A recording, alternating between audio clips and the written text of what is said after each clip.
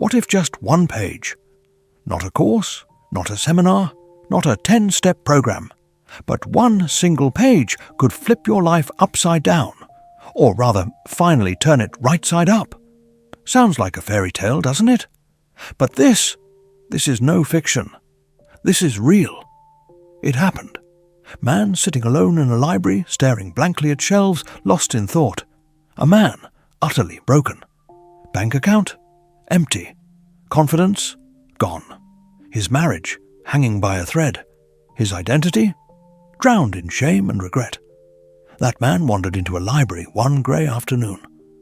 Not to learn, not to grow, just to escape the cold. He wasn't looking for inspiration. He wasn't looking for hope. He was just looking for somewhere to feel less invisible. But fate, or maybe something deeper, had other plans. His fingers brush past rows of books until he stops. A dusty cover catches his attention. A worn-out book sat misplaced on a shelf. Its cover read, "How to Win Friends and Influence People" by Dale Carnegie. Self-help junk, he thought. Still, something pulled him in. He opened it. No plan, no bookmark, just flipped to a random page. And then he read a sentence, just one sentence. But that sentence, it didn't just shift his mood. It reprogrammed his mind. It reconstructed his beliefs. It rebuilt his destiny. That single page didn't just inspire him. It reintroduced him to who he could become. His life changes after reading first page of Dale Carnegie's book. And here's why this story matters. Because the principle hidden in that one page, the same principle that gave a shattered man a second chance at life, might just be the principle that your life is waiting for too. So, stay with me. You're about to discover what he read, why it worked, and how it could change everything for you. His name was Raymond. 42 years old, divorced, bankrupt, living in the back seat of a rusted 1999 Honda Civic. Not long ago, he had a home, a wife, a job. Now, he had a stained pillow, a worn-out jacket, and a glove box full of unpaid bills. For weeks, Raymond had been scavenging for scraps. Cold fries, tossed sandwiches, half-drunk cups of coffee left behind in haste.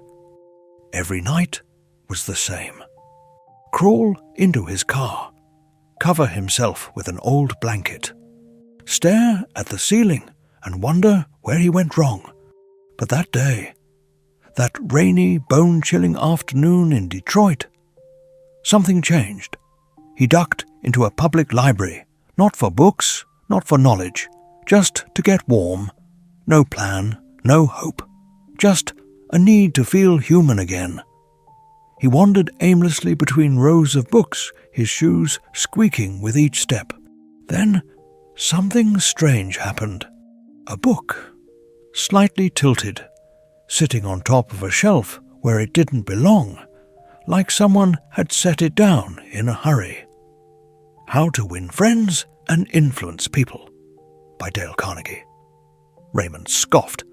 What a corny title, he muttered under his breath, lips curled with sarcasm. But something beneath the skepticism stirred. A whisper inside him said, "Just one page, what's the harm?" He opened it. No specific page, just let the book fall open where it wanted. And then, there it was, a single sentence staring back at him. Not poetic, not dramatic, but piercing, sharp, real. One line. That would not just change his mood, it would change his life. The golden rule of human nature. Remember that a person's name is, to that person, the sweetest sound in any language. That was the sentence. Nothing fancy, no motivational quotes with thunder and lightning. But to Raymond, it hit like a lightning bolt. You see, nobody had said his name in weeks. The last person who had, his ex-wife, screamed it during a fight. Suddenly, it all clicked. People weren't ignoring him because they hated him. They were ignoring him because he never made them feel seen. He realized, in every job interview, in every relationship, he focused on himself, not others. That one line woke up a part of Raymond that had been buried beneath years of disappointment, rejection, and pain. It was like someone had struck a match in a pitch-black cave. You don't win people by overpowering them. You win them by making them feel important.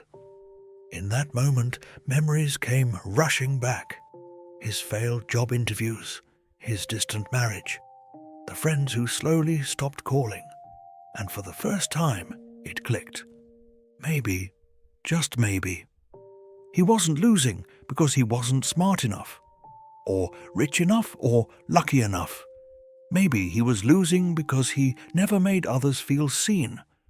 He had spent years trying to impress others, trying to talk louder, know more, dominate conversations, but not once had he made anyone feel truly important. So, he borrowed it. No library card, no ID, just a kind librarian and a broken man who looked like he needed something to hold on to. That night he returned to his car, cold, damp, cramped, but for the first time in years he didn't feel broken. He didn't cry himself to sleep. He didn't stare at the ceiling in defeat. He was hungry, focused, alive. With the small beam of a flickering flashlight, he devoured the book. Not like a man reading words, but like a man discovering blueprints. Each chapter wasn't just advice, it was a mirror, reflecting all the things he'd done wrong, and the roadmap to make it right. Carnegie wasn't just talking about winning friends, he was talking about reclaiming humanity, one genuine interaction at a time. Give honest and sincere appreciation. Talk in terms of the other person's interests. Be genuinely interested in others. Page after page, Raymond didn't just learn, he changed. Something deep inside him, something long dormant, stirred, rose, took form. Hope. Before we go deeper into Raymond's story, let's talk about the man behind the book. Dale Carnegie was not born wealthy. In fact, he was raised on a farm in Missouri, milking cows before sunrise. He failed at becoming a salesman. He failed as an actor.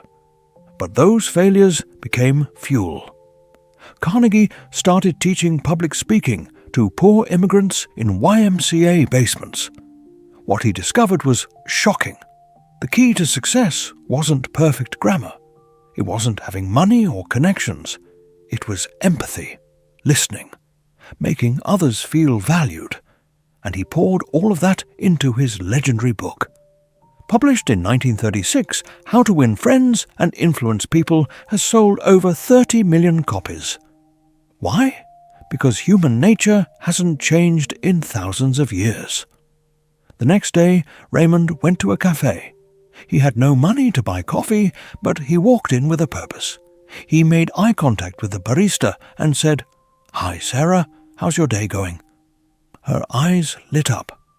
"You remembered my name," she smiled. Raymond smiled back. Of course, it's the sweetest sound in any language. Boom! Carnegie's principle in action. That interaction led to a free cup of coffee and a conversation with the cafe owner who happened to be looking for a dishwasher. And just like that, Raymond had a job. Raymond didn't stop there. That one page had opened his eyes. But the rest of the book? It became his manual for life. Every person he met, every interaction, big or small, became a chance to practice Dale Carnegie's timeless principles. He wasn't just reading anymore, he was living it. Rule number 1, don't criticize, condemn, or complain. This was the hardest one. The old Raymond, he was a master of blame. My boss didn't understand me. My wife gave up on me. The economy is rigged. But Carnegie's words echoed, Any fool can criticize, condemn, and complain, and most fools do. So Raymond made a decision. No more blame. From now on, I own my story. And when his co-worker at the cafe messed up an order, he didn't snap. He smiled and said, "Happens to the best of us." When customers were rude, he didn't grumble behind the counter. He responded with calm, even gratitude. He became unshakable. Rule number 2. Give honest and sincere appreciation. Raymond quickly realized something magical. People aren't starving for money or advice. They're starving for appreciation. One night, he turned to the new kid, quiet, nervous, always watching the clock. Raymond said, "Hey, I saw how fast you cleaned up that rush. You saved us big time. Thank you." The boy's eyes lit up, not because someone noticed his work, but because someone noticed him. Every evening, Raymond found a moment to express genuine appreciation. You always remember the customers' names. That's a gift. You bring a calm energy to the team. We need that. You handled that angry customer better than I could. And slowly, the staff started to gravitate toward him, not because he was in charge, but because he made them feel like they mattered. Rule number 3. Talk in terms of the other person's interests. One afternoon, Raymond noticed a man sitting at a back table, buried in spreadsheets. He wore glasses, sipped black coffee, and never stayed long. Curious, Raymond approached with a warm smile and asked, "Hey, mind if I ask, how'd you get into finance?" The man looked up, surprised. Not many people asked him about his story. They talked for 15 minutes. Raymond didn't brag. He didn't share his own burdens. He just listened, nodding, asking, caring. A week later, that man, the cafe's accountant, approached him. "Hey, you mentioned some credit issues last time. Want me to take a look?" No charge, no strings. Just the ripple effect of genuine human interest. And just like that, Raymond's path to financial recovery had begun. Do you see the ripple effect? One compliment led to a connection. One question opened a door. One mindset shift changed his entire ecosystem. He didn't force change. He became change, and the world responded. People offered help because Raymond offered respect. People opened up because he listened. Opportunities appeared, not through luck, but through Carnegie's principles, one step at a time. Dale Carnegie's principles aren't just feel-good fluff. There's real neuroscience behind them. When someone hears their name, the brain's medial prefrontal cortex lights up, the part responsible for identity and self-worth. When you genuinely listen, the brain releases oxytocin, the bonding hormone. Carnegie didn't have MRI machines in 1936, but he knew deeply how people work. People crave recognition more than riches. They want to be heard more than helped. Within 3 months, Raymond was managing the cafe. He didn't have a degree. He didn't have experience. But he had what others didn't, the ability to connect, to make people feel valued, to lead with kindness and strength. One customer, a regular, was so impressed with him, she offered him a position at her event management company. His life didn't just improve, it exploded upward. Why do most people stay stuck? Because they think life is about being interesting, when it's really about being interested. Carnegie said it best. You can make more friends in 2 months by becoming interested in other people than you can in 2 years by trying to get other people interested in you. Raymond understood this, and every day he repeated the same mantra. Be interested, be kind, use their name, make them feel seen. You don't need $1 million idea, You need a $1 million attitude. This isn't just about Raymond, it's about you. Whether you're trying to grow a business, struggling with relationships, failing in interviews, or just feeling invisible, Carnegie's lessons still apply. So ask yourself, do you listen more than you talk? Do you remember names? Do you offer appreciation without expecting something in return? If not, the fix isn't expensive. It's free. It's human. Still skeptical?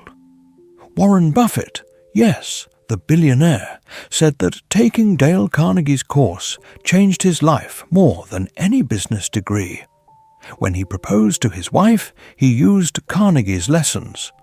When he built Berkshire Hathaway, he didn't look for the smartest. He looked for people with emotional intelligence.